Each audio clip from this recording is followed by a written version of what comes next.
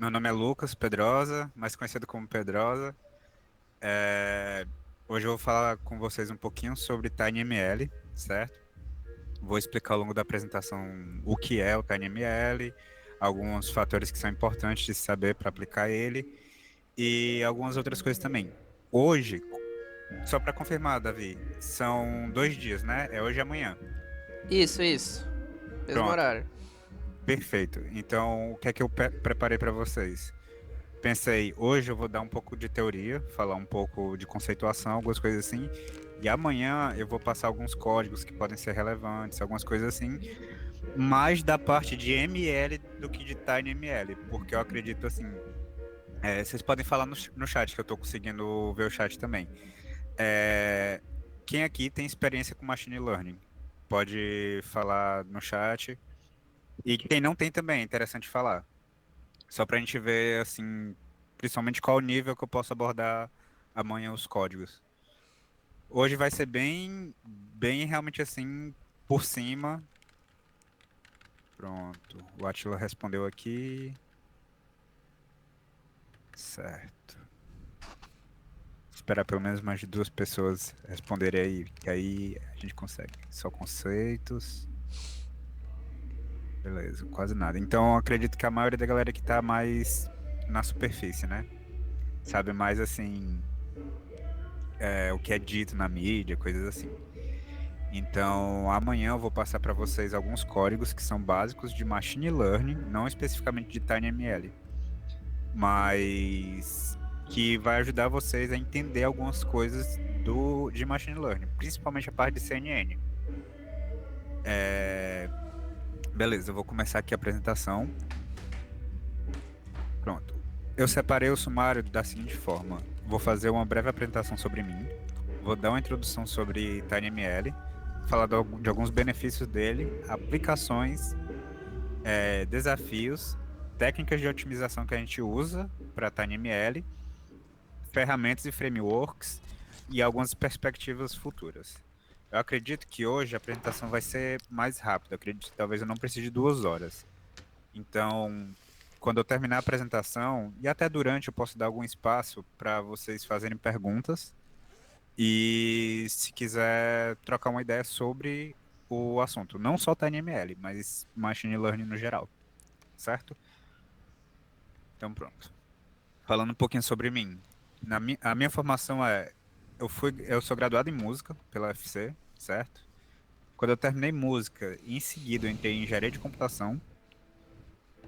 Durante a computação, eu peguei muito essa parte de microcontroladores, eletrônica, eu fiz algumas disciplinas da elétrica também. E depois, assim que eu terminei a engenharia de computação, eu entrei no mestrado. Hoje em dia eu já terminei o mestrado.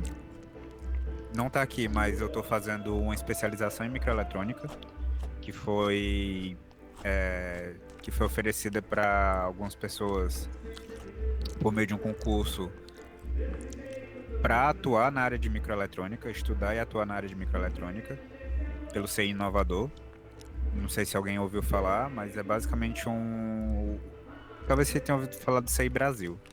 CI Brasil, ele era para realmente formar pessoas para trabalhar com microeletrônica, trabalhar com dispositivos como FPGA, microcontroladores, criar CIs, certo?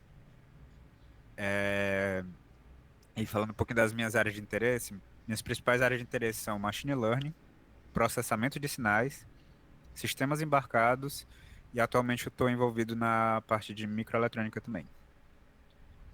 Pronto. Essa parte aqui eu vou pedir um pouquinho da participação de vocês. O que é que vocês entendem como machine learning, certo? Aí eu vou pedir só que vocês escrevam. Pode ser respostas breves, assim, não precisa ser algo profundo, mas o que é que vocês entendem por machine learning? O treinamento com base de dados para a máquina pensar sozinha, basicamente. Pronto. Alguém mais quer falar alguma coisa? Eu vi que o Vecler respondeu aqui. É Valcler, né? Valcler respondeu aqui.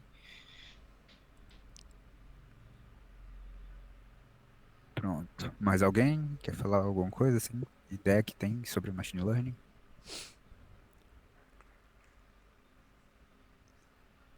Pronto, se alguém responder, já vou adiantando. Pronto. Machine learning pode ser considerado um conjunto de técnicas que a gente usa para fazer com que a máquina consiga nos dar respostas esperadas perante algum tipo de treinamento ou não. É interessante falar ou não, porque também existem aprendizados que eles não dependem de, por exemplo, supervisão ou alguma coisa assim. Existem vários tipos de treinamento, certo? Então, o que é que a gente pode falar? A gente cria técnicas, meios de fazer com que a máquina se especialize em alguma função que, em muitos casos, pode ser melhor do que a gente. Às vezes, não por ter uma maior capacidade de pensamento ou qualquer coisa assim, mas basicamente por quê? Porque ela se dedica a uma tarefa específica e ela tenta se tornar boa naquela tarefa específica, certo? Então, por exemplo, algoritmos que fazem detecção facial. A gente joga várias imagens assim por exemplo, no treinamento supervisionado, a gente diz quais imagens significam o quê. Por exemplo, se for reconhecimento facial, a gente define as imagens e define a classe, que pode ser tipo, essa foto é de tal pessoa, esse rosto é de tal pessoa. Ou então, no caso de animais, reconhecimento de animais. Esse animal que está nessa foto é um gato, é um cachorro. Inclusive, é uma base de dados muito famosa, que é Cats and Dogs. Então, o que é que a gente faz? A gente consegue fazer com que a máquina entenda, aprenda a classificar, no caso de classificação, o que é o que, em imagem, no caso do que eu trabalhei no mestrado, em áudio, em qualquer tipo de mídia. Por exemplo, pode ser interpretar um texto, pegar um texto e tentar reconhecer qual o sentimento aquele texto passa. Então a gente tem muitas possibilidades em cima disso. Também é possível fazer regressão. Para quem não sabe, regressão é você tentar simular uma função. Por exemplo, tentar pegar uma senoide e tentar fazer uma regressão para tentar representar aquela senoide. Então, você joga o começo de um sinal e ele tenta criar o resto. Isso pode ser considerado uma regressão, que é você tentar simular uma função a partir de aprendizado de máquina. Uma coisa que a gente pode fazer é preços. Então, se a gente tem um bairro, quer estimar qual seria o preço de um aluguel ou venda de alguma casa ou de algum comércio, ou seja, a gente está tentando encontrar um valor perante algumas variáveis que são dadas para aquele algoritmo, certo? Isso mais ou menos regressa. Estou tentando falar de um jeito bem superficial para que todo mundo entenda. Pronto. Aí agora, o que é o TinyML? O TinyML é a gente conseguir ter essa capacidade, certo? De fazer o quê? Da máquina aprender como interpretar esses dados e nos dar alguma resposta perante esses dados. Só que essa máquina que a gente está trabalhando, ela é pequena. Pode ser, por exemplo, um Arduino. O Arduino ele pode ser usado para TinyML. Não são todos, mas se não me engano, os mais clássicos, os mais comuns, eles podem ser usados. Por exemplo, o Uno, o Arduino Mega, eles podem ser usados para isso e alguns outros também. Certo. Então a principal diferença entre esses dois é justamente o que ele é dedicado, ele pode ser considerado como uma sub-área, que é dedicado para dispositivos menores, certo? Então a gente trabalha com dispositivos que são muito pequenos, microcontroladores, pode ser um FPGA, para quem não conhece, quando for fazer eletrônica digital, o professor, se for o Rômulo, de vez em quando, em alguns semestres, ele ensina FPGA. Mas você usa dispositivos que eles são menores, que eles não têm tanta capacidade de processamento, que eles não usam tanta potência. E já Machine Learning é uma área maior, né? É uma área que engloba dentro dela o TinyML, que é isso que a gente estava falando. Que é você fazer o treinamento, você fazer com que a máquina consiga interpretar dados e nos dê alguma resposta sobre esses dados, certo? E falando um pouquinho sobre a evolução do TinyML, ele primeiro, a gente treinava as coisas, usava machine learning em cloud, certo? Então, por exemplo, o Colab ele funciona em cloud. Você consegue programar, escrever as coisas, ele vai rodar em um servidor externo. E a gente consegue usar uma capacidade de processamento maior. Por volta de 2016, a gente começou a trabalhar com mobile, que no caso seria usar os celulares para machine learning.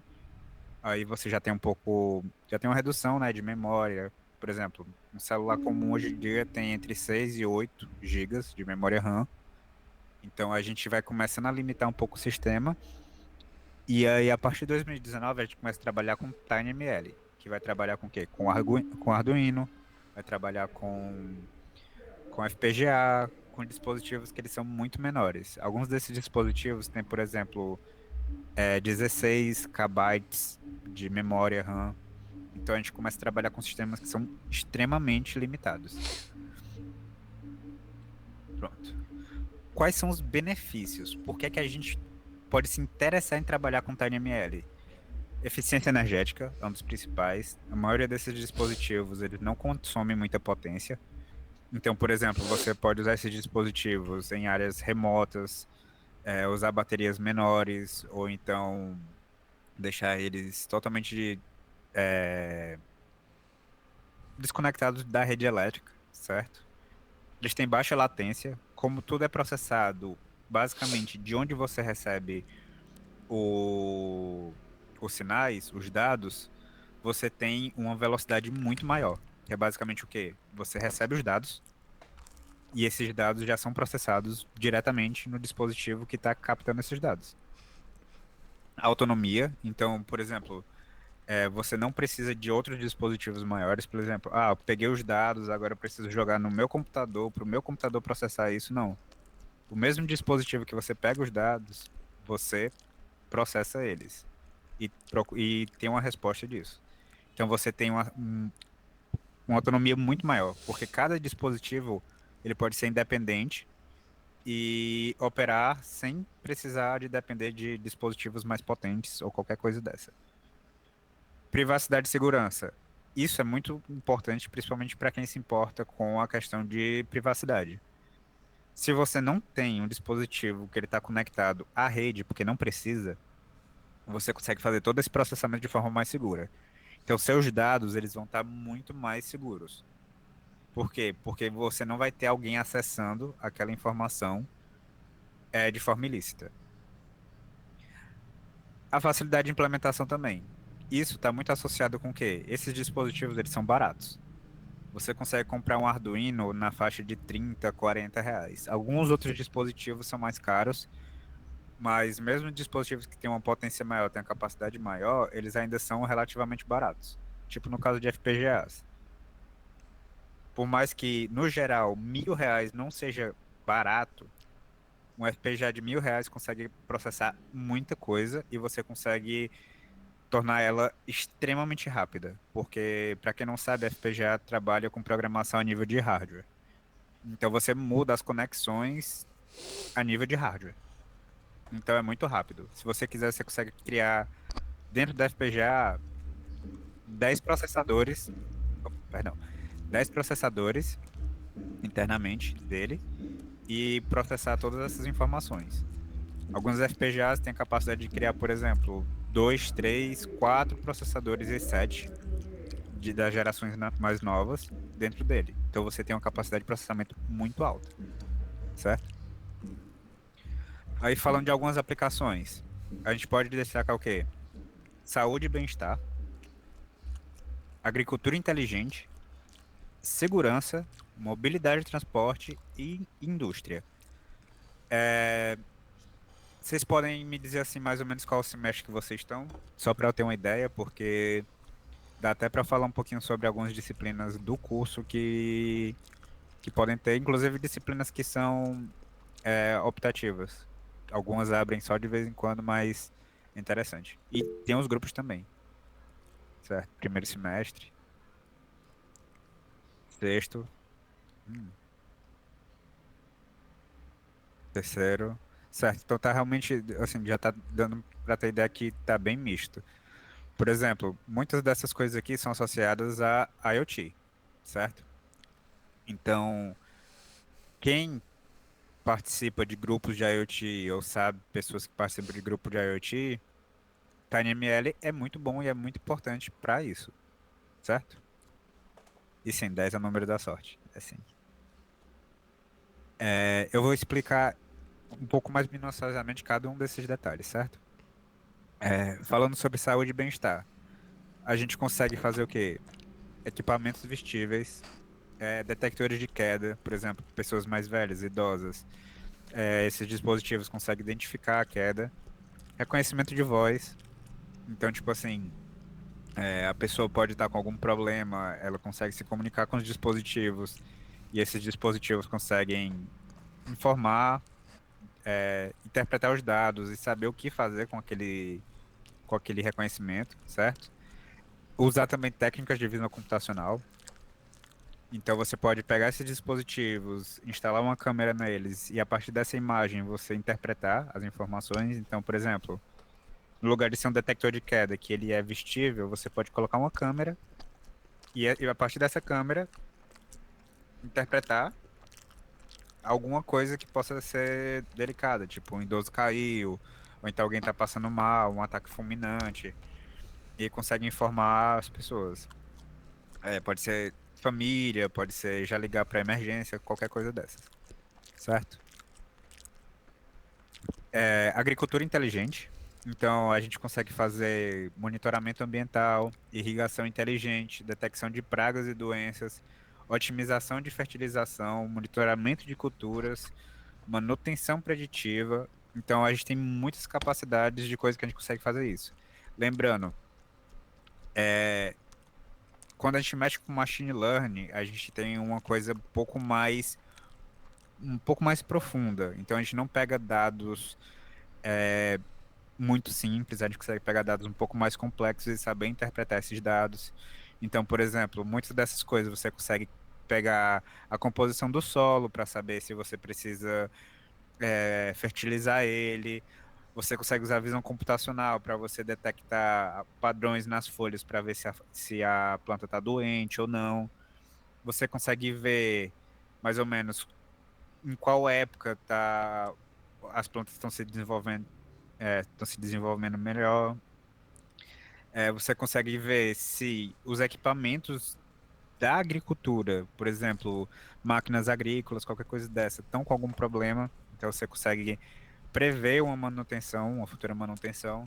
Então a gente tem muitas capacidades dentro de agricultura inteligente. E tem vários grupos e empresas que trabalham com isso também. Então, se vocês tiverem interesse na parte da Embrapa, né? Que a Embrapa é muito mais a parte de animais, mas pode ser também. Você consegue ver realmente empresas que trabalham com equipamentos para agricultura que podem se interessar em usar esse tipo de dispositivos também. Uma área que é muito delicada também, segurança. Então você consegue usar para monitoramento de áreas, com visão computacional também, reconhecimento facial, que eu já citei, detecção de sons, então você consegue identificar problemas que estejam acontecendo de segurança a partir de sons, análise de comportamento, ou seja, além de você conseguir usar a visão computacional para identificar fácil qualquer coisa dessa, você consegue identificar se uma pessoa está se comportando de alguma forma suspeita, alguma coisa assim. Isso tudo falando que a máquina lida com essas informações, certo? A gente não pode esquecer. Controle de acesso também. Então, por exemplo, a partir de dispositivos menores, você conseguir liberar ou privar o acesso de algumas pessoas. Questão de segurança também, por exemplo, em condomínios, você consegue usar esses equipamentos.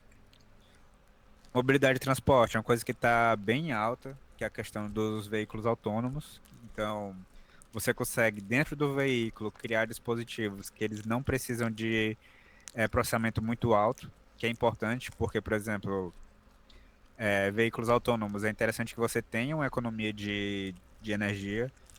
É legal você ter um veículo autônomo, mas que ele não consuma tanto assim, porque energia é algo que você precisa pensar, questão de sustentabilidade. Você pode ter equipamentos de monitoração de motoristas. Então, por exemplo, motorista de caminhão, você conseguir identificar como é que está a situação, se ele está quase dormindo, alguma coisa assim, saber como lidar com essa situação. Gestão de tráfego, por exemplo, quem é que nunca, assim, quem dirige, né? Ou quem acompanha, assim, o pai dirige e a pessoa senta na frente e vê como é que tá o trânsito. Quem nunca viu a situação de, por exemplo, o sinal tá fechado, a outra rua tá totalmente vaga, não tá passando nenhum carro e o sinal demora muito. Então, nesses casos de monitoramento, de gestão de tráfego, você consegue, a partir de visão computacional ou de sensores, determinar se um sinal ele é para abrir ou fechar. Por exemplo, uma rua é movimentada, uma rua paralela está completamente parada. Então, faz mais sentido a gente deixar aquele sinal aberto. Então, a gente consegue fazer esse monitoramento. E é interessante o quê? Imagina uma cidade inteira fazendo esse monitoramento, certo? De gestão de tráfego. E em todas as esquinas das principais vias você precisa de um dispositivo para lidar com essa situação. Então, é interessante que você consiga ser o mais econômico possível. Principalmente porque, por exemplo, em casos de licitação, vence quem dá o menor valor. Consegue entregar o que foi pedido com o menor valor. Então, se você criar dispositivos que têm um baixo custo e têm uma capacidade de um retorno muito alto, isso é muito bom. Digo isso principalmente para quem, se tiver alguém que pensando em seguir a área do empreendedorismo, alguma coisa assim, essas ideias são relevantes. E também para quem quer fazer TCC, alguma coisa dessa, muitas dessas informações que eu estou dando pode ser relevante para um projeto de TCC, certo? Aí, transporte público inteligente, você consegue verificar, por exemplo, como é que está o veículo, você consegue determinar melhor o alocamento de ônibus para algumas rotas que necessitam mais do que outras. Tem muitos casos de ônibus que são muito vagos, outros que seus ônibus são muito lotados, então você consegue, a partir do TinyML, você consegue adquirir informações que lhe ajudam a tomar decisões, por exemplo, de alocamento de recurso, no caso aqui, ônibus, certo? Segurança de passageiros, você consegue, mais uma vez, visão computacional, determinar se alguém pode estar oferecendo algum risco para os passageiros, ou qualquer situação similar, algum passageiro está passando mal, você consegue dar um pouco mais de segurança nessa parte de mobilidade, certo? Na indústria, aqui é um canto que eu acredito que a maioria consegue entender muito bem. Então a gente consegue ter monitoramento de máquinas, consegue ter um controle de qualidade, você consegue criar dispositivos menores para detectar cada pedaço da linha produtiva, reduzindo o custo. A indústria pensa muito também nisso. Otimização de processo, então você verificar quais são os processos que estão com déficit ou que podem ter um alocamento de recurso menor. Gestão de energia, você identificar aquilo que necessita de mais energia, aquilo que necessita de menos.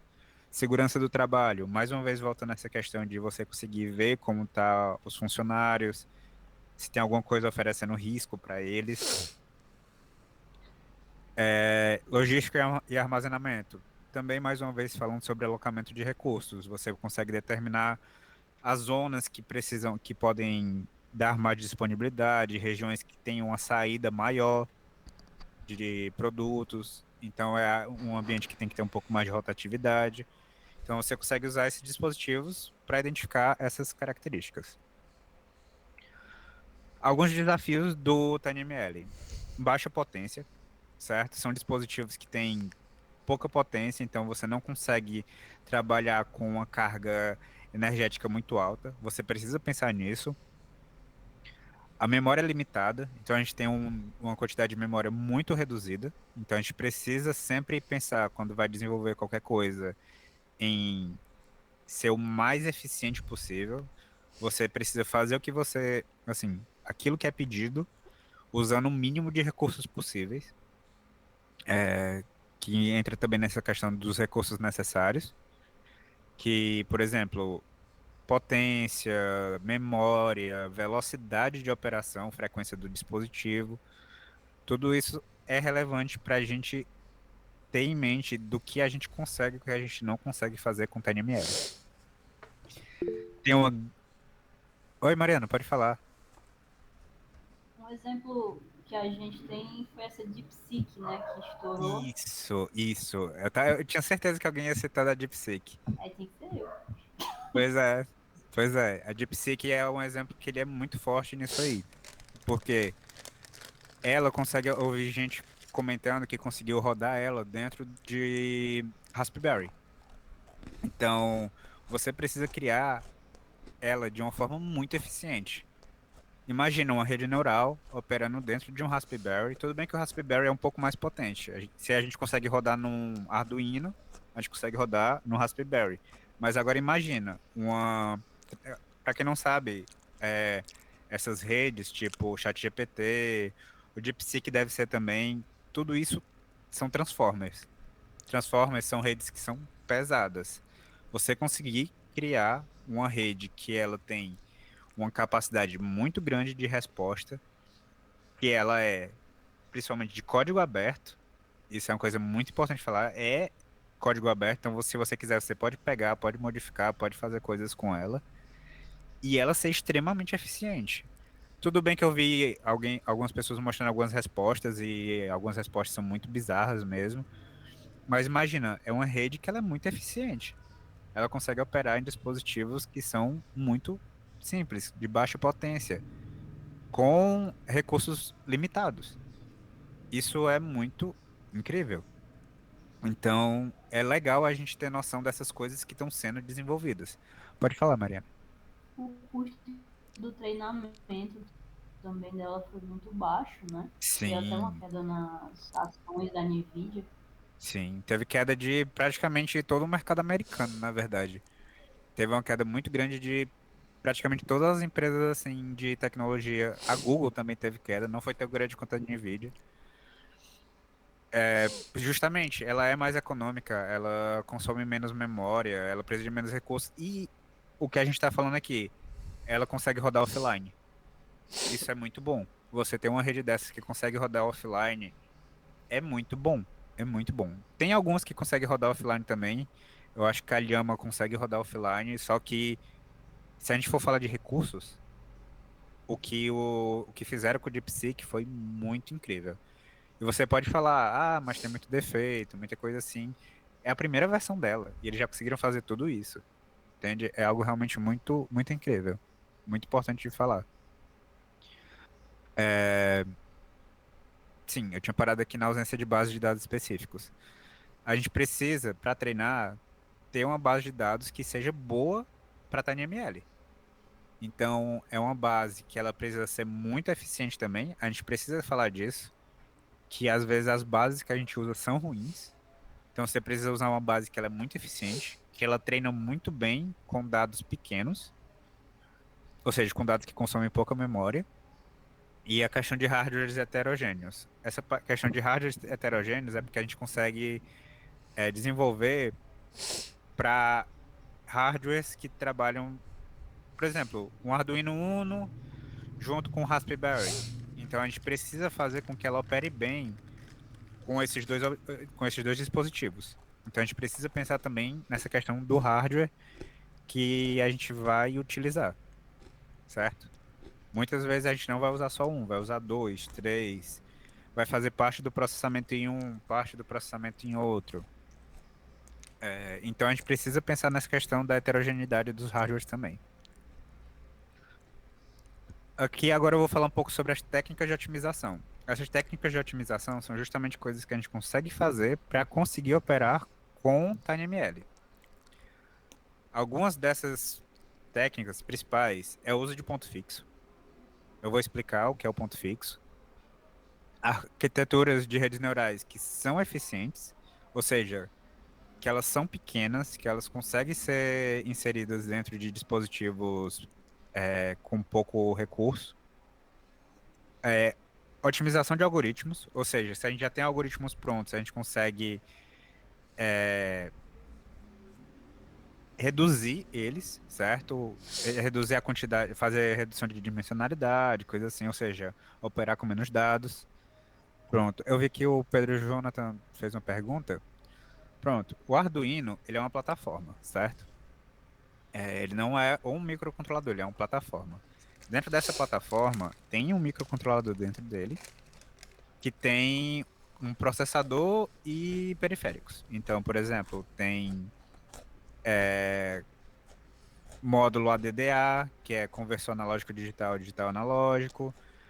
Ele tem também comunicação serial, ou seja, ele é basicamente um microcontrolador que você usa para colocar sensores e atuadores e extrair informação do meio e interagir com o meio. Sempre que a gente fala de sensor, a gente fala de extrair informações do meio, certo? Do mundo físico e transformar no digital. E quando a gente fala de atuador, é transformar dados do mundo digital para o mundo físico. A gente consegue falar isso, por exemplo, o microfone. O microfone, ele é um sensor. Ele pega, capta o sinal da minha voz e transforma isso ali pelo AD, pelo conversor analógico digital, em um dado digital.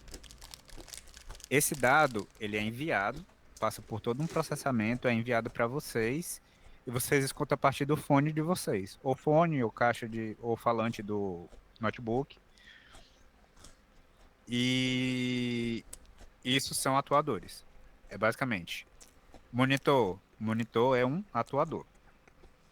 O Arduino, ele funciona como um computador simples. O microcontrolador ele pode ser entendido como um computador muito simples.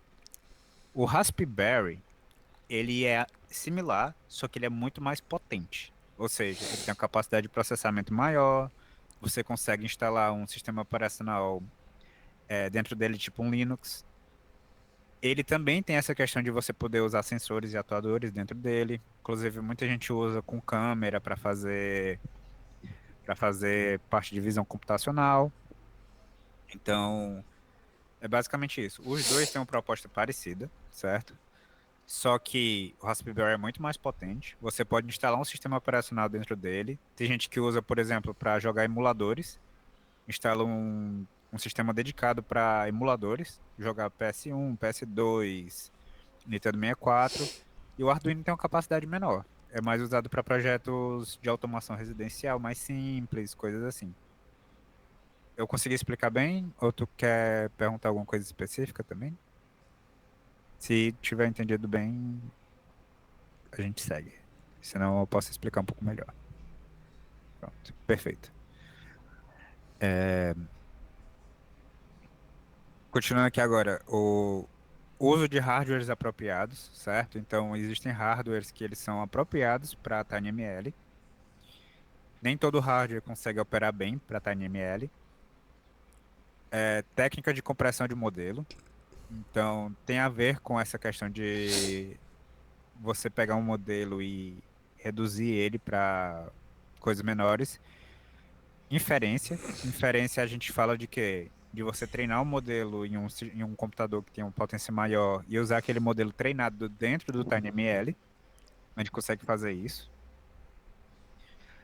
E fazer testes e validações em dispositivos reais. Ou seja, você testar aquele treinamento no dispositivo que você quer aplicar. É importante isso. Falando um pouquinho sobre a relação de ponto fixo e ponto flutuante, aqui eu estou mostrando nessas imagens. Vocês conseguem ver o mouse aqui?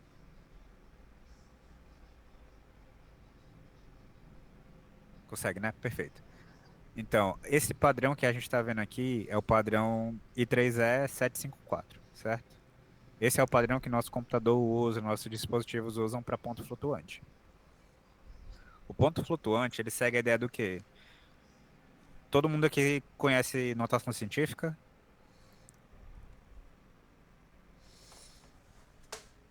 Sim, certo. Acredito que todo mundo conheça. O ponto flutuante ele opera basicamente como uma notação científica, só que em número binário. Notação científica a gente usa com número na base 10, e aqui é com o número na base 2, certo? Essa parte em verde aqui é a nossa parte decimal. Então é o número depois da vírgula. Esses 8 bits que a gente usa aqui, eles são para o expoente. E esse aqui, rosado, é basicamente o sinal. Se for 0, o número é positivo, se for 1, o número é negativo. Basicamente o que a gente tem é esse número em verde vezes 2 elevado a esse número do expoente. Certo? Isso é notação científica. Em número binário. Então o ponto flutuante usa essa ideia. Isso aqui ajuda a gente a ter uma precisão muito maior. Para quem não sabe, por exemplo, se a gente for pegar o número 0.1, se a gente for usar o ponto fixo, que é esse aqui que eu vou explicar já já, a gente tem uma dízima periódica para número binário. E número binário, 0.1 é uma dízima periódica. Se a gente for usar 0.1 usando o ponto flutuante, a gente tem um número exato. Então a gente consegue ter uma precisão muito maior usando o ponto flutuante. Beleza, mas se a gente tem uma precisão maior, por que que a gente optaria por usar ponto fixo? Dispositivos que não têm FPU, que é unidade de ponto flutuante, usam muito processamento para fazer uma simples multiplicação com dois números de ponto flutuante. A quantidade de recurso que você usa para operar com ponto flutuante é muito maior. Por quê? Porque esse número que está aqui, ele não é tão fácil de operar. Para fazer uma multiplicação aqui, eu vou falar brevemente. Uma multiplicação, a gente precisa fazer uma operação dos dois números, do sinal, no caso, 0 com 0 dá 0, porque positivo com positivo dá positivo, positivo com negativo dá negativo, então 0 e 1 dá 1, 1 e 0 dá 1, e negativo com negativo dá positivo. Ou seja, se aqui for 1 e o outro número for 1, dá positivo. Negativo com negativo, positivo. Os expoentes, quando a gente trabalha com número na base 10, em notação científica, quando a gente opera com multiplicação, o que é que a gente faz com os expoentes? A gente soma. Então a gente teria que somar esses expoentes e a mantissa, que é a parte decimal, a gente multiplica. Além disso, a gente tem que fazer uma operação para caso dessa multiplicação dar um número maior que 2. Se der 2 maior ou igual a 2, considerando a parte inteira, maior ou igual a 2, a gente precisa fazer uma operação que desloca esses bits e soma um no expoente do resultado. Então é uma operação muito mais complicada. Muito mais complicada mesmo. E isso demanda muito custo para os nossos processadores. Principalmente para processadores que não têm um FPU dedicado. Que é o caso de TimeML. Se a gente for pegar, por exemplo, o processador do Arduino, ele não opera com ponto flutuante. A gente faz aquelas operações tudinhas lá no... quando vai programar ele, só que aqueles dados em ponto flutuante, eles são convertidos para ponto fixo. Então a gente tem algumas coisas ali que a gente perde de informação. Porque o processador dele, a ULA, para quem não sabe, Unidade Lógica Aritmética, que é o que faz as operações matemáticas dentro de um processador, não foi feita para operar com ponto flutuante. Então a gente demanda mais recursos para fazer uma simples multiplicação. Então com isso, quando a gente opera com redes neurais que usam muito ponto flutuante, a gente precisa converter esses dados para ponto fixo. O que é o ponto fixo? Esse exemplo que tem nessa imagem aqui de baixo, ele é um número de 8 bits, certo? Em ponto fixo. Aqui a gente tem 4 bits para a parte inteira e 4 bits para a parte fracionária, certo? Então, a gente pega esses 8 bits e simplesmente determina onde é que vai ser o ponto dele. Nesse caso, ele está exatamente no meio, ou seja, a gente tem 4 bits para mostrar a parte inteira e 4 bits para mostrar a parte fracionária. Beleza, se eu quiser trabalhar com um número que tem uma precisão da parte fracionária maior, o que é que a gente faz? A gente pega esse ponto aqui e joga ele um pouco mais para frente. Então esse 2 elevado a 3, a gente vai interpretar como 2 elevado a 0, e em diante a gente vai fazer menos 1, menos 2, menos 3 e assim por diante. Certo? A gente diminui a precisão da parte inteira e aumenta a precisão da parte fracionária. A gente perde informação. A gente perde informação. Mas em compensação, a multiplicação é muito mais simples. Eu não lembro, em matemática discreta, vocês chegam a ver multiplicação de número binário? Acho que não. Acho que só em arquitetura e eletrônica digital que vocês veem multiplicação de número binário. Se alguém puder comentar só para me recordar.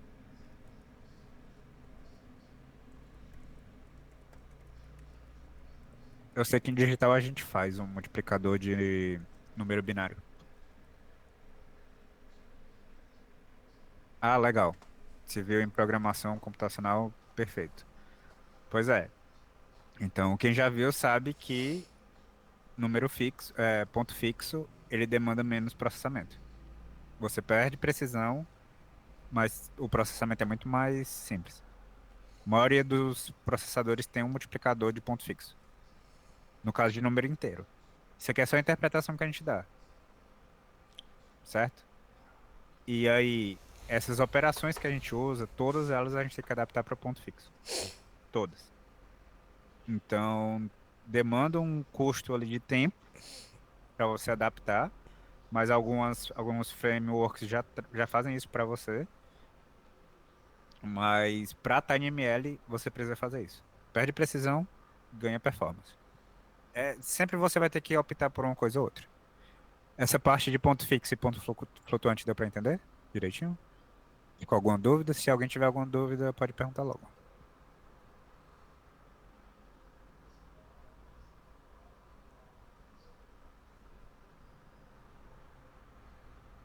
Eu vou avançando, qualquer coisa, se a pergunta vier depois, eu paro e respondo direitinho, beleza?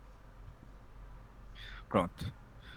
Algumas arquiteturas eficientes que a gente tem aqui. Tem a MobileNet, a SqueezeNet, que são redes já, modelos que já são prontos para rodar em sistemas mais simples, né? Em TinyML. E tem arquiteturas quantizadas, que é justamente essa questão de quê? De você pegar tudo que é ponto flutuante, já deixar elas preparadas para ponto fixo. Redes neurais de baixa precisão, por exemplo, tem algumas redes que você pode usar como peso -1, 0 e 1. Ou seja, você tem uma rede que é muito mais simples. Os pesos são literalmente ternário nesse caso, né? Ou então binário, pode ser só 0 e 1. Você determina que os pesos são só isso. Redes neurais transformers leves, que aí entra o DeepSeek, certo? Ele é um, eu tenho quase certeza que ele é um transformer. Ele é um transformer leve. Aí redes neurais esparsas e arquiteturas heterogêneas.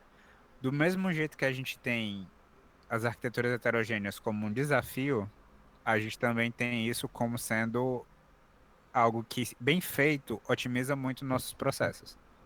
Porque se a gente consegue usar vários dispositivos simultaneamente para fazer esse treinamento, então a gente consegue ter uma gama muito maior tanto dos dados quanto do tipo de processamento que a gente consegue fazer.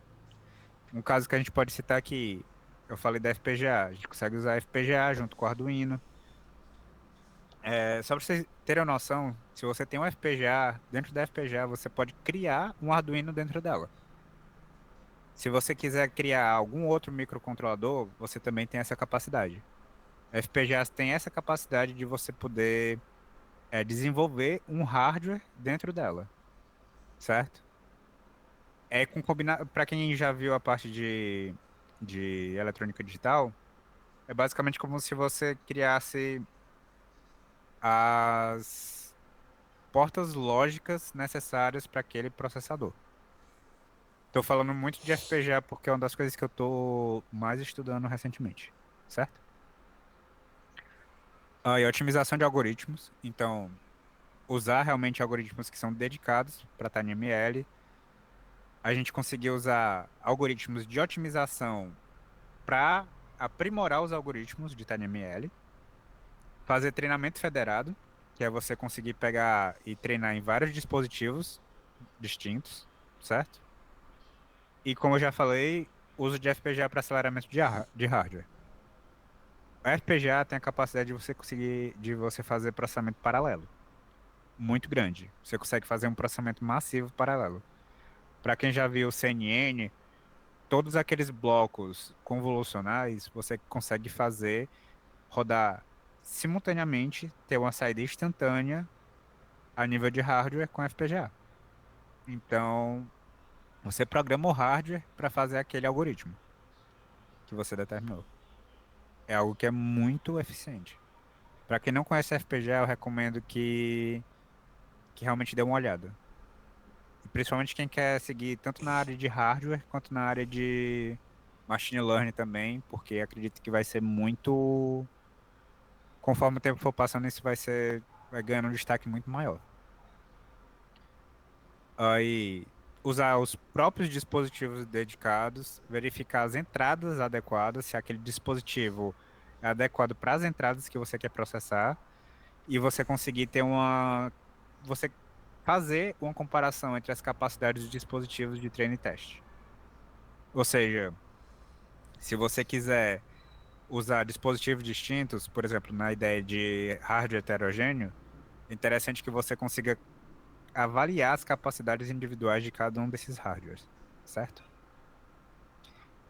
Agora, eu vi que está com um erro aqui. Falando de compressão de modelo, a gente pode falar de poda neural. Quem conhece um pouquinho de neurociência sabe que poda neural é uma coisa que acontece no ser humano, mas a gente consegue fazer isso também a nível de machine learning. Ou seja, a gente tem alguns neurônios ali que eles podem ser desligados, que eles não vão interferir tanto na no nosso processamento. Então, esses neurônios, a gente pode tirar eles, fazer uma poda neural mesmo e operar com os outros remanescentes. A gente pode ir fazendo o quê? Pode ir retirando neurônios e vendo como é que está o desempenho. Se a gente conseguiu reduzir ao máximo nossa rede neural e ela continua tendo um bom desempenho, ela pode perder um pouco, mas ela continua tendo um desempenho que está dentro dos nossos limites de acurácia, de precisão, a gente pode fazer isso. Não tem problema. É aquela coisa. Às vezes a gente precisa de um modelo que ele tenha limites determinados. Então, beleza, a precisão está acima de 90%, é o que eu quero, mas ele não está tão eficiente. Ele está consumindo muita memória, está fazendo tudo isso. Então, o que é que a gente faz? A gente faz uma poda, verifica se ele ainda está acima de 90%, porque foi um requisito que a gente teve, e vê, deu certo, a gente faz uma nova poda. Continuou, beleza, a gente faz. No momento em que a gente faz uma poda que fica abaixo do que a gente determinou como requisito, aí a gente volta, vai dar um passo atrás. Tem algoritmos que já fazem isso automaticamente. Tem algoritmo que já vai detectando. Treina, verifica como é que tá, sem um neurônio, vai tirando e vê. Chegou num ponto que eu não posso tirar mais, a gente para o algoritmo de otimização, certo? Outra coisa que ajuda, a gente já tem um pré-processamento antes. Se a gente vai trabalhar com imagem, tem filtros que a gente consegue fazer a nível de hardware. Se a gente está trabalhando com áudio também, por exemplo, passa faixa, passa alta, passa baixa, a gente consegue usar esses filtros para já extrair algumas informações antes de entrar no nosso dispositivo e trabalhar com redução de dimensionalidade, que é diminuir a quantidade de, de dados, de informações que a gente tem naquele modelo que a gente quer desenvolver. Então, por exemplo, a gente tem uma instância que tem 30 parâmetros. Esses 30 parâmetros, a gente não precisa de todos, então a gente reduz, certo? Sempre verificando como é que tá, como aquilo está afetando nosso desempenho, nossa acurácia ou a métrica que a gente decidiu. Inferência. A gente pode fazer o treinamento nos dispositivos gerais.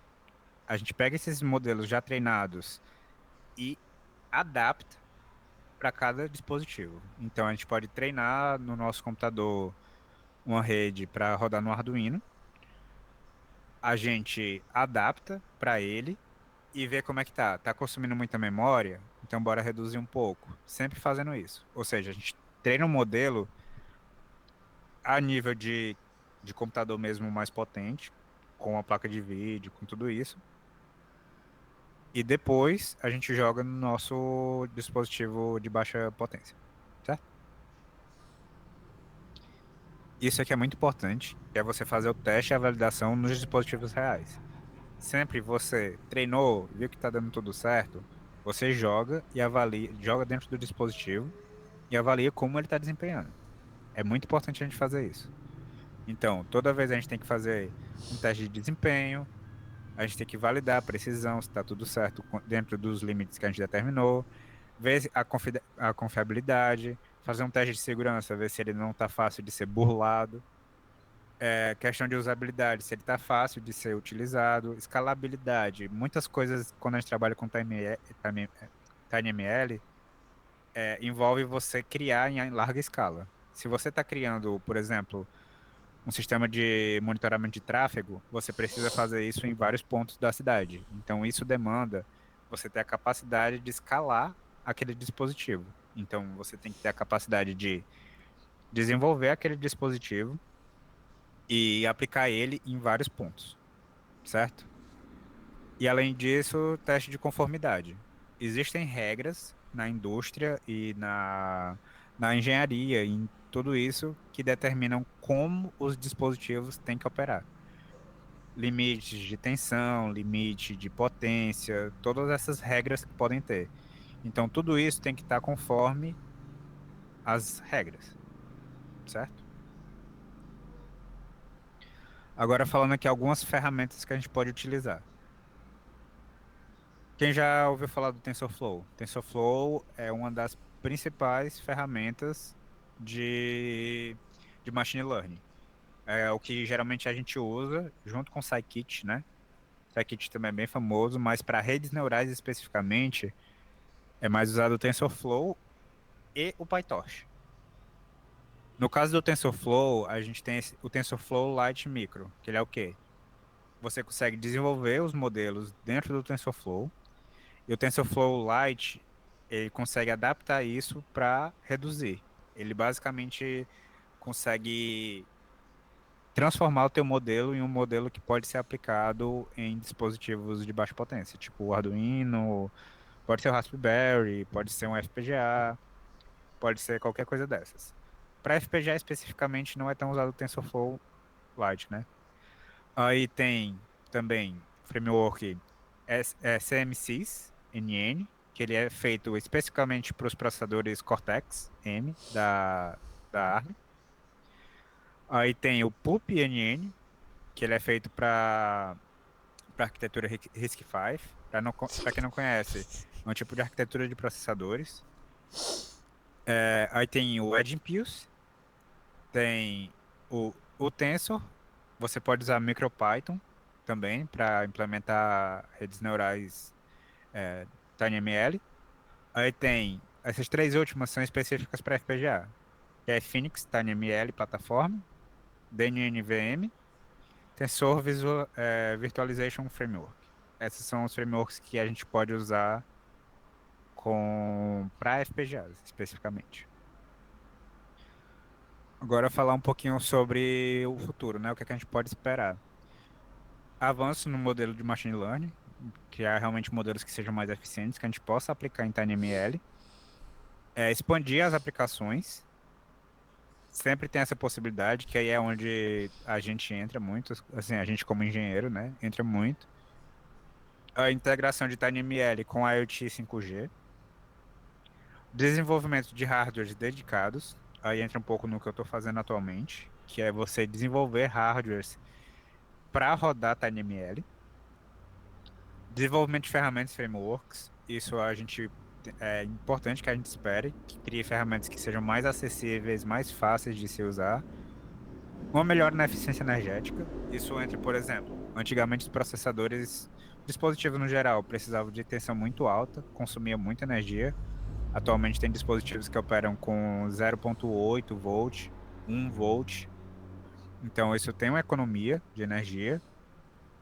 melhoras também na questão de privacidade e segurança e, principalmente, a educação e capacitação para as pessoas aprenderem a desenvolver TinyML, certo? Aí entra um pouco no que a gente está fazendo aqui agora, que é, primeiramente, conceituar, apresentar para vocês os conceitos de TinyML e também amanhã eu vou tentar mostrar, né, alguns códigos de ML especificamente, já que vocês estão um pouco mais básicos.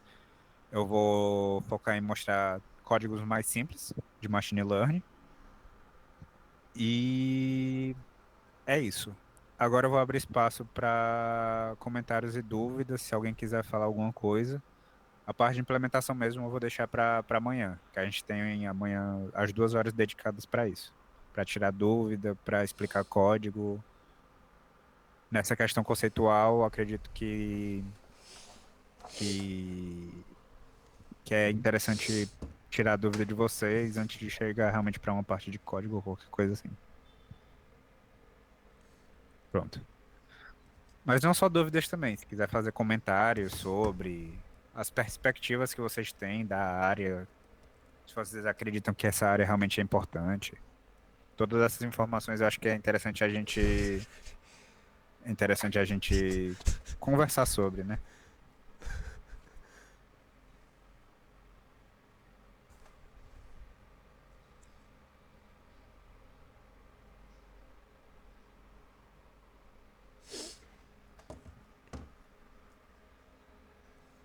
Pronto, já vi que vai ter umas 2 dúvidas. Vocês podem perguntar. Se quiser abrir o microfone também, eu sei que nem todo mundo às vezes está em um ambiente barulhento, alguma coisa assim, mas se quiser e puder, pode ser interessante. A conversa fica mais dinâmica.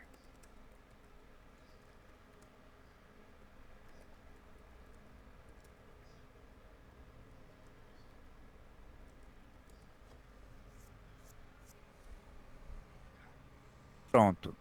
É uma boa pergunta. É realmente uma ótima pergunta. De vez em quando, é, abre disciplina de reconhecimento de padrões. Para quem está mais avançado é mais fácil, certo? É interessante fazer bem disciplinas de microcontroladores, microprocessadores, eletrônica digital. Se alguém quiser, pode ser interessante também eletrônica analógica, porque pode ver essa questão de processamento analógico. Aí, deixa eu ver aqui alguma que pode ser interessante. Ah, processamento de sinais. Processamento de sinais eu acho muito bom. Porque basicamente tudo isso que a gente está trabalhando, principalmente quem mexe com sensor, é sinal. Então fazer processamento digital de sinais é muito bom. Não é uma disciplina muito simples. Ela precisa de. Não, acho que variáveis complexas não é obrigatório, mas é interessante que tenha. Mas ela precisa de sistemas lineares. Então é interessante ter sistemas lineares, certo? Agora, deixa eu ver aqui. Pronto. Pegar essa pergunta do Pedro, do Jonathan. Sobre hardware heterogêneo e arquitetura heterogênea. Pronto. Hardware heterogêneo é quando a gente fala sobre assim, a gente está trabalhando com 2 dispositivos distintos. Então a gente pode estar trabalhando com. Bora pegar um mesmo dispositivo, só que versões diferentes, modelos diferentes. Plataforma Arduino, Arduino Uno, Arduino Mega. O Arduino Mega ele tem muito mais portas do que o Arduino Uno. Então você precisa adaptar para que os dois consigam operar em conjunto sem que um limite o outro.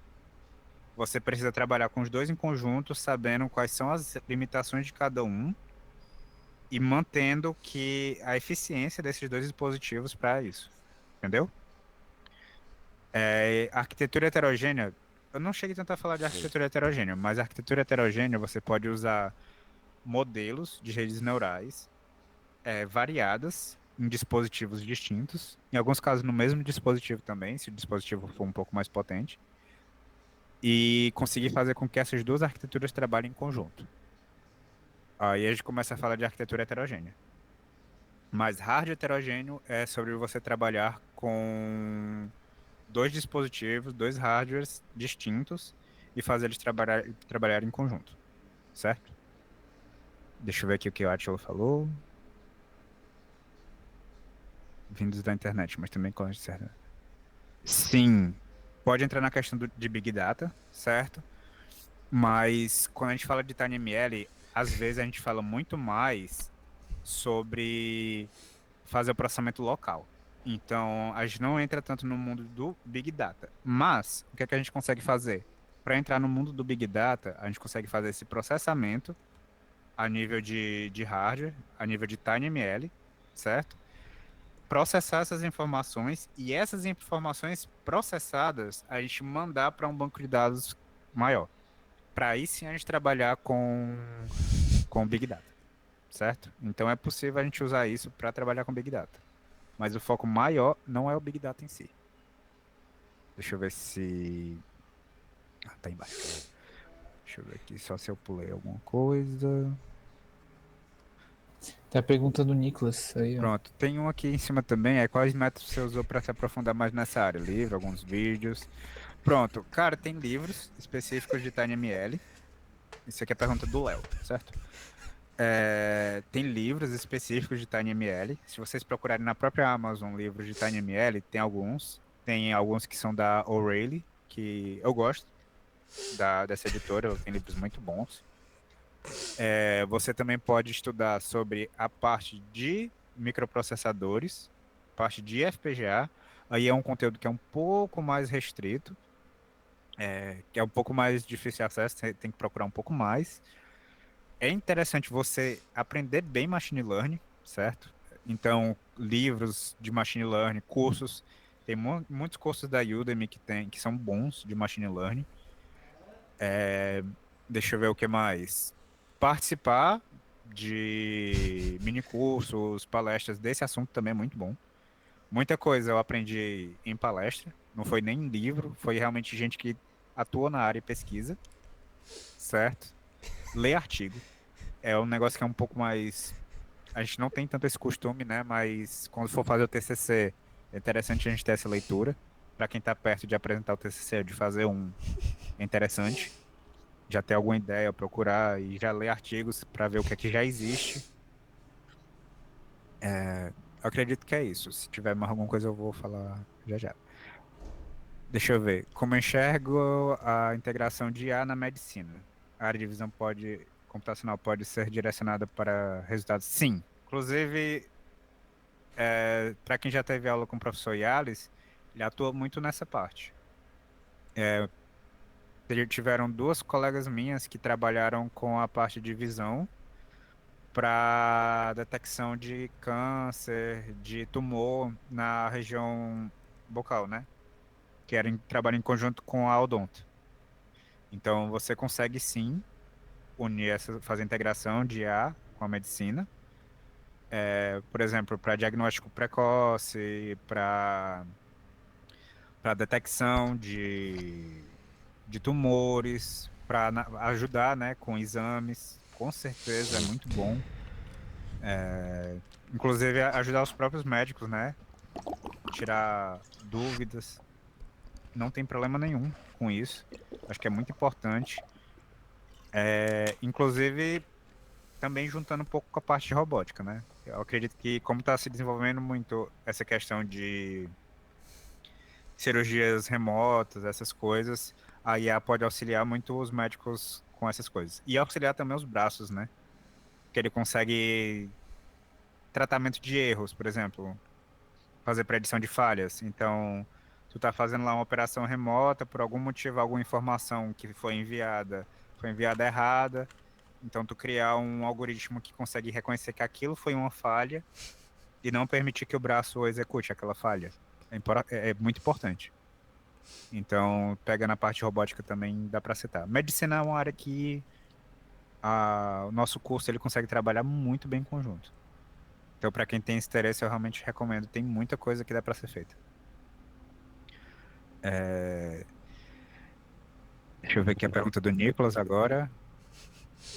Pronto. Por acaso o Kinect capta as ondas cerebrais ou neurais dos usuários, ou ele tem uma arquitetura proprietária só com foco em detecção? Ele é focado em detecção de movimento. Ele tem um algoritmo que ele é bem otimizado, que ele pega e ele tenta transformar as partes do teu corpo em esqueletos, certo? Então, por exemplo, tu tem teu antebraço todinho, ele vai considerar como sendo um osso. Aí tu tem as partes da mão, ele vai reduzindo isso para ossos menores. Braço, outro osso, e ele vai trabalhando em conjunto com isso.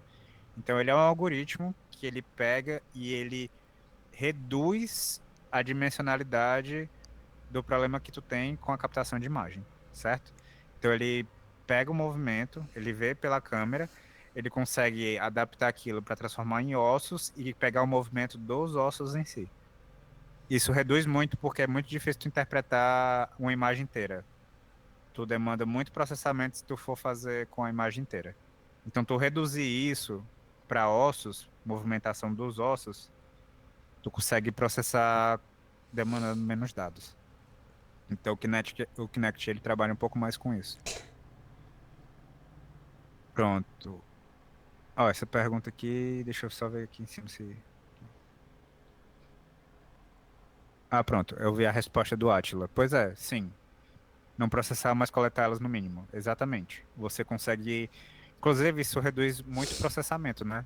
Se você processar na borda, você consegue reduzir o processamento quando você vai aplicar Big Data. Como você já vai receber parte dos dados, digamos assim, mastigados, você vai demandar menos processamento para rodar coisas com aqueles dados. Os dados já vão estar relativamente processados, né? Como que está a IA no Brasil? O Brasil vai valorizar isso? Cara, eu acredito que assim, na parte científica, na parte de ciência, academia e tal, é bem valorizado. É bem valorizado. Eu acredito que o problema maior é a questão da desvalorização financeira de quem trabalha com pesquisa, sabe? Então, tipo assim, tem muita gente fazendo muito trabalho massa com IA, muita gente mesmo, mas a gente sabe que nossos recursos são escassos. Então, por exemplo, você ter acesso a um equipamento potente para IA, para conseguir fazer coisas que desenvolver projetos com IA, isso é mais complicado, porque os recursos que a gente tem são limitados. Isso tem uma vantagem, certo? Que é o que a gente eu vou falar o brasileiro de forma geral. A gente aprende a fazer muito com pouco. E principalmente lá fora isso é muito valorizado. Inclusive é uma das razões de brasileiro às vezes ter um destaque muito grande lá fora. É porque a gente consegue trabalhar sempre pensando em recursos mais limitados. Fazer sempre o máximo com o mínimo. Então, eu acredito que no Brasil já está relativamente valorizado. O problema é muito mais sobre investimento do que a valorização, por exemplo, de reconhecimento, sabe? É reconhecido, mas o financiamento dado eu considero que ainda é baixo. Certo. Pronto. Tem mais alguma pergunta, algum comentário? Se foi isso.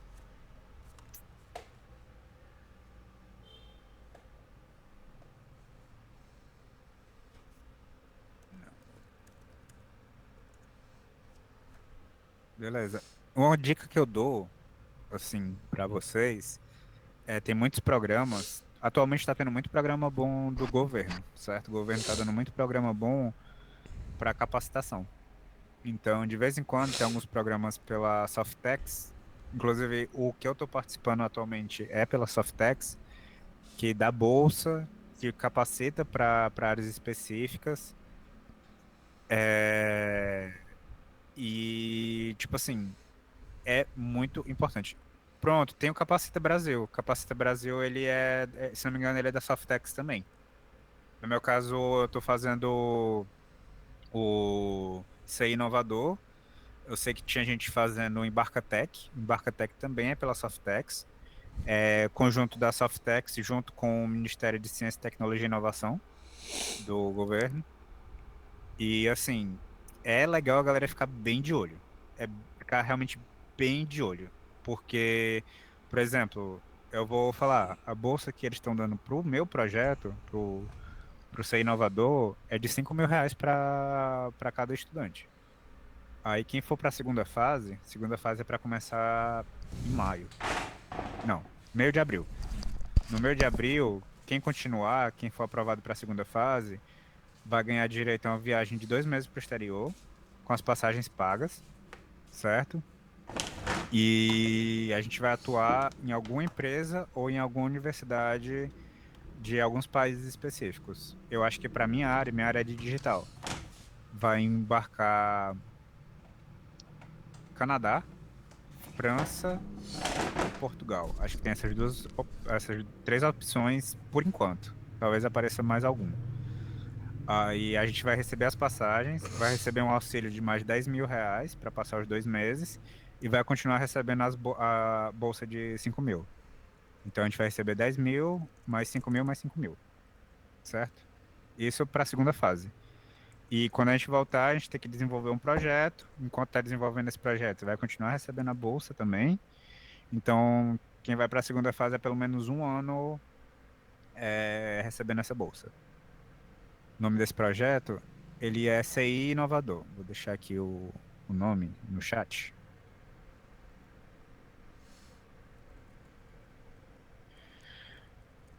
É CI Inovador. Aí tá com perspectiva de abrir de novo, certo? No caso desse programa, ele pede que você já seja graduado. Então, para quem for terminar agora ou no próximo semestre, é interessante ficar de olho, porque eu acredito que quando terminar a segunda fase, eles talvez já abram outro edital.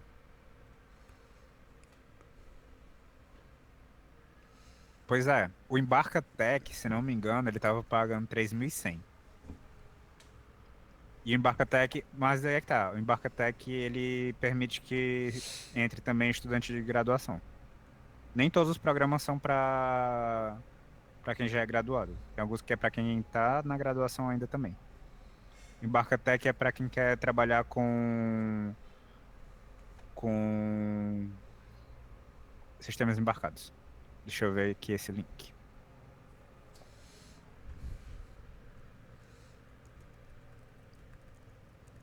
Pronto. Capacita Brasil, ele é do MCTI, mas eu não sei se ele é da Softex também. Mas é um programa do Ministério de Ciência e Tecnologia e Inovação. Deixa eu ver se a Softex está aqui. Tá. A coordenação PPI é da Softex, com apoio do governo federal, ou do governo do estado, governo federal também. É isso. Então ele também é pela Softex.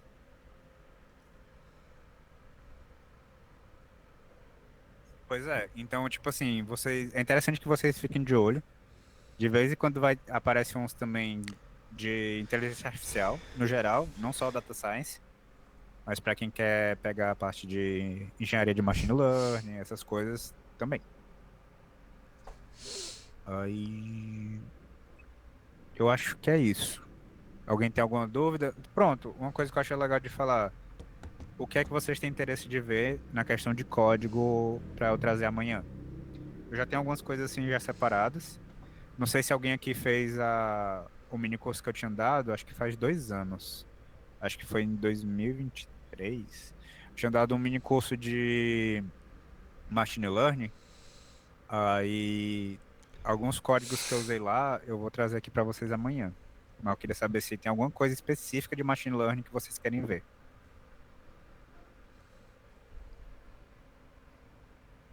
Sim, são várias parcerias. Sempre são várias parcerias. Tem com o IFCE. No caso do meu, é parceria. O IFCE é o coordenador do Ser Inovador. Mas tem universidades parceiras, a UFSM, o FPR, tem também a USP. Ah, são várias universidades. Várias universidades. Aí tem o Ministério de Ciência e Tecnologia, né? Do governo federal. Ah, tem muitos. São muitas parcerias. A Softex. Mas sim. Pra fechar, bora só determinar assim o que é que vocês querem ver amanhã. Coloquem algumas coisas assim que vocês podem se interessar. Eu já vou dizer aqui o que é que eu vou trazer. Eu vou trazer para vocês um pouquinho do conceito de convolução, certo? Mais prático, não vou tanto explicar a questão teórica, não. Vou realmente mostrar para vocês já executando. Machine Learning em jogos. Pronto, isso aí eu consigo trazer mais no sentido teórico, mas eu consigo mostrar alguns exemplos de Machine Learning em jogos, principalmente com aprendizado por reforço. O tipo de aprendizado que é mais usado em jogos é aprendizado por reforço. Porque assim, bora supor, a NVIDIA criou um algoritmo recentemente, acho que ele tem alguns meses, que os bosses, os chefões, eles aprendem o teu comportamento e eles conseguem analisar o comportamento do grupo. Então eles conseguem, cada vez que tu joga, ele aprende com o que o grupo tá fazendo. Você tá jogando, não é assim que você termina de jogar, não. Então fica muito mais difícil, por quê? Porque tem um raciocínio, digamos assim, entre aspas, né? Porque não é um raciocínio, mas tem uma lógica ali por trás. Isso, exatamente, é desse que eu tô falando. Que faz com que, enquanto você tá jogando, o chefão aprenda qual é o inimigo que é melhor ele derrotar primeiro. Tipo, se for um healer, ele vai atacar primeiro o healer, porque se atacar o healer não vai ter como recuperar o life, nem nada disso. É... E vai matando sempre os mais fracos primeiros pra não ter suporte. Então ele aprende isso, ele consegue identificar, o chefão consegue identificar aquilo e torna o jogo bem mais difícil. Então imagina um Dark Souls com uma tecnologia dessa. Aí geralmente esse tipo de coisa é aprendizado por reforço, certo? O aprendizado por reforço é assim: você determina punições ou gratificações se aquele agente inteligente consegue fazer ou não aquilo que você tá determinando. Eu não sei ainda o nome do jogo, ó. Eu não sei ainda o nome do jogo. E não é que a Nvidia. Ah, pera. Tu disse que tu desenvolve jogos. Massa. Depois dá uma olhadinha, porque é novo. É bem novo. O jogo não saiu ainda não. Eles só divulgaram, né? Porque lançou já a série 50 da Nvidia. E uma das propagandas foi justamente sobre esse jogo. Então, é muito interessante ver isso. KNN, Randall Foster. Cabe, mas esses modelos eles não são tanto de deep learning. Então, se quiser ver, eu posso trazer um pouquinho de KNN. Acho que dá para trazer um pouquinho de KNN aplicado dentro de machine learning. Tá aí, eu posso explicar para vocês o código do meu mestrado. Não, chatbot não, porque eu não mexo tanto com chatbot. Eu posso até pesquisar para uma futura, mas eu não mexo tanto com chatbot não. Meu foco é mais realmente com aprendizado voltado para dados, né? Regressão, classificação, mas para chatbot não é tanto minha área, não. Eu posso estudar, trazer em alguma outra oportunidade, mas deixa eu ver, para essa área tá forte, tá forte. Só que a questão é, muitas vezes você consegue um emprego mais fácil participando de eventos. Se você participar de eventos, se você tiver um destaque, que eu digo evento, é congresso, apresentar artigo, você tem uma capacidade muito maior. Ano passado, eu apresentei o artigo da minha dissertação, né? Aí lá eu conheci uma polonesa que trabalha na Suíça. Ela trabalha numa empresa de lá e ela disse que quando eu fosse fazer meu doutorado, eu podia conversar com ela sobre entrar na empresa que ela trabalha, né? Ela me convidou para participar de um processo seletivo na empresa que ela trabalha, lá na Suíça. Então é legal você participar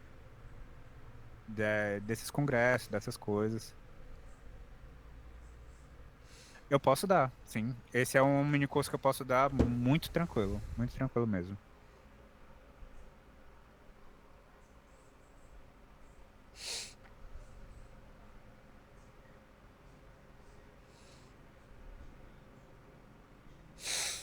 Mestrado na computação gráfica?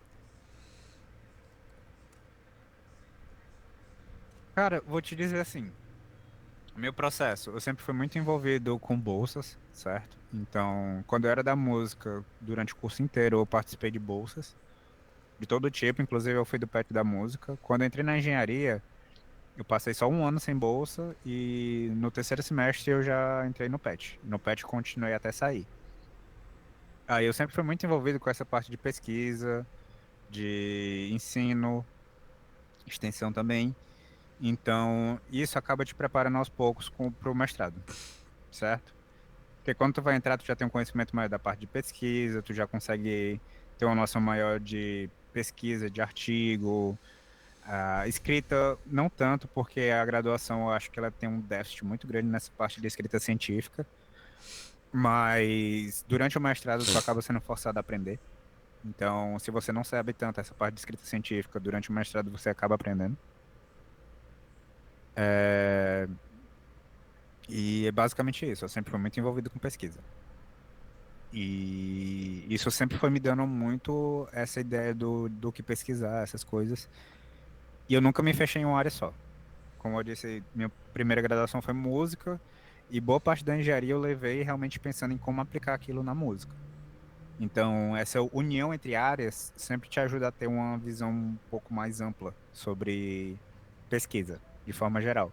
Criatividade, né? Estimula muito a criatividade você trabalhar com áreas distintas. Eu vou compartilhar o link do meu LinkedIn aqui, só um instantinho.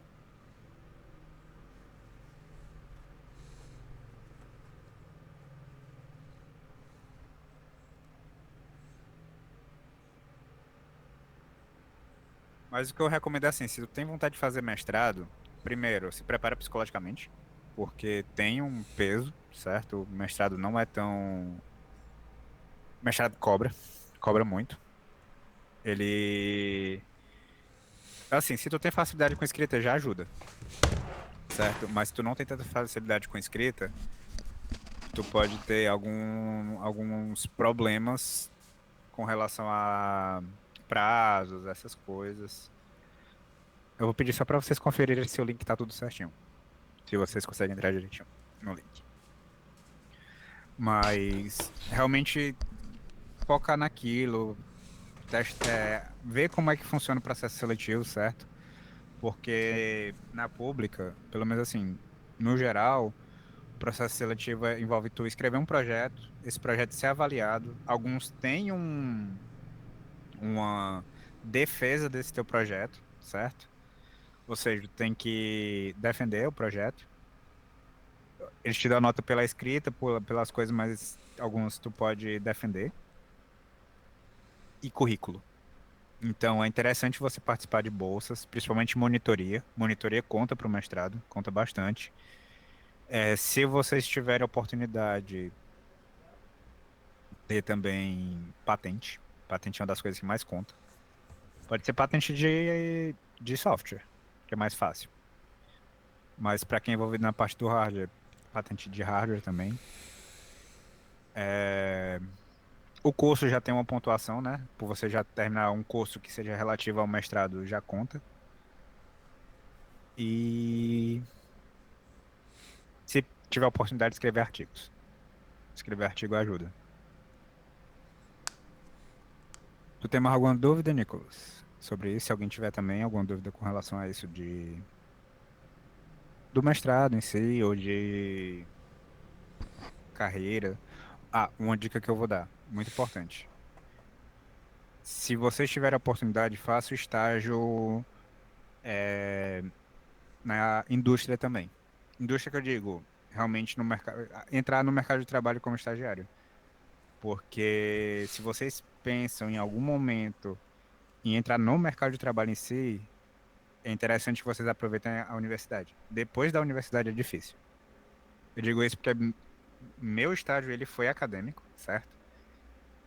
Eu fiz pesquisa pro estágio e todo mundo que fez isso tem dificuldade de conseguir o primeiro emprego por não ter feito estágio realmente inserido no mercado de trabalho.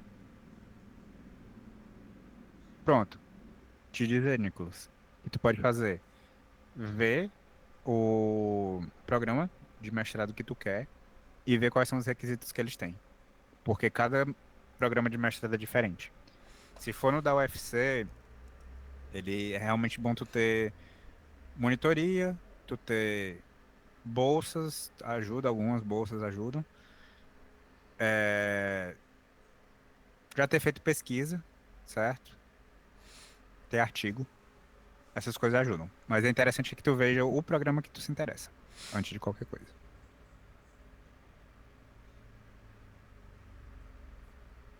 Pronto. Monitoria voluntária conta. Se tiver certificado, conta.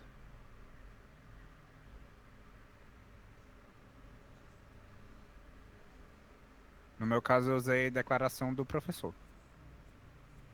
O professor fez uma declaração oficial pelo SEI. E aí. E aí vale, né? Porque o SEI é a plataforma de assinatura da universidade. Então, se vocês fizerem monitoria voluntária, é interessante que vocês peçam realmente o comprovante dessa monitoria.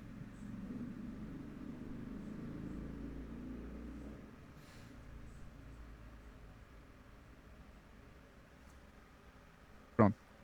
Eu acho que é isso. Se ninguém tiver mais nenhuma pergunta, nem nada, aí a gente encerra aqui e a gente se encontra de novo amanhã. Para entender melhor? Ah, pronto. É... Livros de machine learning. Tu diz de material, né? O conteúdo que tu fala é material, né?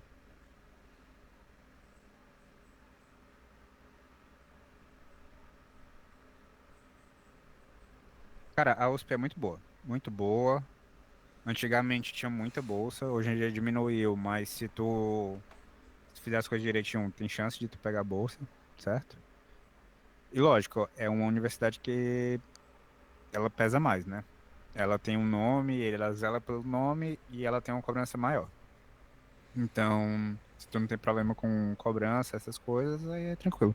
Inclusive, eu acho que o Jarbas, ele fez o doutorado dele na USP, salvo engano. Então, é até interessante conversar com o próprio Jarbas. E se for nessa área de inteligência artificial, e tal, essas coisas, é legal falar com ele. Que ele é da área também.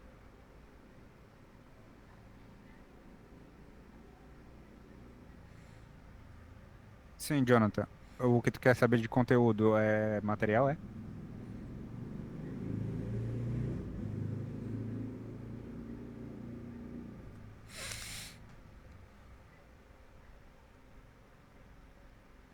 Ah, ele saiu. Não, mas não tem problema não. Eu falo, de novo, questão de material. É, livros de machine learning, realmente tem vários que você pode procurar. Livros específicos sobre TinyML. Conhecer arquiteturas, eu não tinha falado isso, mas isso é interessante também. Conhecer as arquiteturas de processadores pode ajudar, porque você vai saber quais são as limitações daquele processador. É, deixa eu ver aqui. O que mais? Cursos da Udemy, com certeza. E por enquanto eu vou falar isso, já que ele não tá aí. Se depois ele quiser entrar em contato pelo privado, qualquer um de vocês quiser entrar em contato pelo privado, pode conversar, tranquilo. Não tenho problema com isso, não. Eu posso demorar para responder, porque geralmente durante o dia eu tô na residência, aí pesa um pouco mais. Mas pode entrar em contato tranquilo.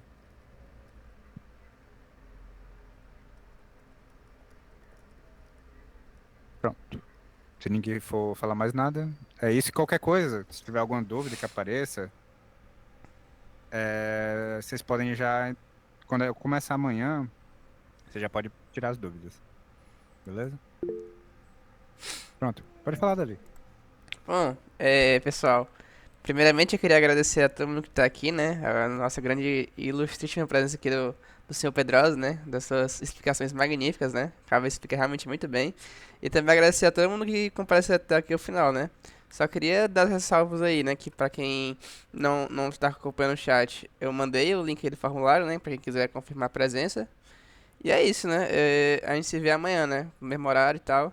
Eu não sei se o Jardana tá aí e ele quer dar alguma palavrinha, se quiser. Porque senão, era só isso mesmo, pessoal. Não, só mesmo agradecer a quem participou até aqui, agradecer ao Pedrosa e a gente se vê amanhã, né? Então, boa noite. Boa noite, pessoal. Boa noite, gente. Obrigado aí pela atenção. É isso. Até amanhã. Valeu!